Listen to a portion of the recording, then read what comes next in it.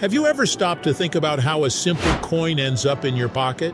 Every day, billions of people use coins without giving them a second thought. They pay for groceries, disappear into vending machines, collect dust in jars, or get tossed into fountains for good luck. But despite being one of the oldest forms of money still in use today, making a coin is surprisingly high-tech. It's a process that demands incredible precision because even the tiniest mistake can make a coin unusable. So how does a plain piece of metal become legal currency? Stick around as we uncover the fascinating journey behind one of the world's oldest inventions. Long before paper money and credit cards, people traded goods directly. If you wanted bread, you might exchange grain or livestock. While that worked in small communities, it became increasingly difficult as trade expanded. Around the 7th century BCE, the ancient kingdom of Lydia, located in what is now Western Turkey, introduced some of the world's first standardized coins. These early coins were made from electrum, a naturally occurring alloy of gold and silver, and carried official stamps that guaranteed their value. The idea spread rapidly through ancient Greece, Persia, Rome, and eventually across much of the world. Coins became trusted because governments controlled their weight, size, and metal content. Thousands of years later, that basic principle hasn't changed. Modern coins may look simple, but everyone still represents carefully controlled manufacturing standards. Every coin begins with carefully selected metals. Contrary to what many people assume, most modern coins are no longer made from solid precious metals like silver or gold.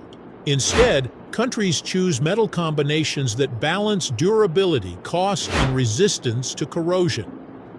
For example, many circulating coins use copper-plated steel, nickel-plated steel, copper-nickel alloys, brass, or bronze. Different denominations often use different metal mixtures to help people identify them by color and weight. Engineers also have to ensure the metals can survive years of being dropped, scratched, and passed through countless hands without wearing away too quickly. Once the metal alloy is prepared, it's cast into thick slabs before being rolled through enormous industrial rollers. These rollers gradually squeeze the metal into long strips with an exact thickness. Precision is critical because every finished coin must weigh within extremely tight tolerances. Machines then punch thousands of perfectly round discs from these metal strips. These plain discs are called blanks. At this stage, they don't resemble coins yet, they're simply smooth circles of metal. The leftover metal between the punched circles isn't wasted. It gets collected, melted down, and recycled into new strips, making the process highly efficient. Freshly punched blanks are surprisingly hard and may contain tiny stresses caused by the punching process. Before they can be stamped, they need to be softened through a process called annealing. The blanks travel through large industrial furnaces where they're heated to carefully controlled temperatures and then cooled. This changes the metal's internal structure, making it easier to stamp detailed designs without cracking. Afterward, the blanks are thoroughly cleaned and polished to remove oils, oxidation, and any tiny metal particles. By the time they leave this stage, every blank has a smooth, clean surface ready for striking. Before receiving their design, the blanks pass through a machine that gently squeezes their edges. This creates a raised rim around each coin, a step known as upsetting. That small rim serves several important purposes. It protects the detailed artwork from wearing away too quickly, helps stacked coins sit evenly, and improves how coins move through vending machines and coin-counting equipment. It's a tiny feature that most people never notice, yet it's essential for both durability and functionality. Now comes the most recognizable step.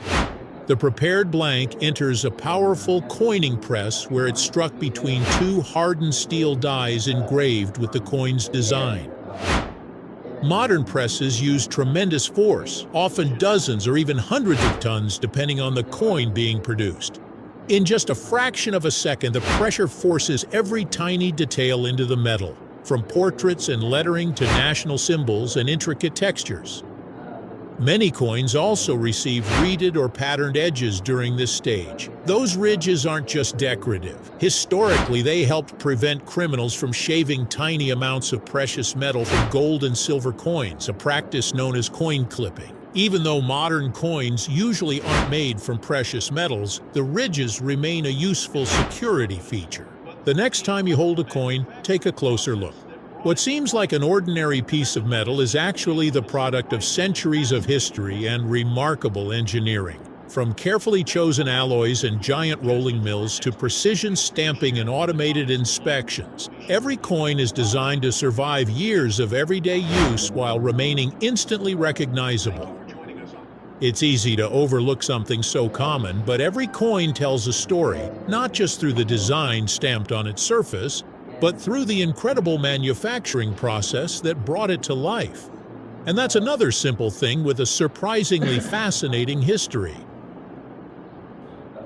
Thank you for watching. If you have suggestions for our next video, feel free to share them in the comments below. We'll be sure to give you an acknowledgement for your contribution.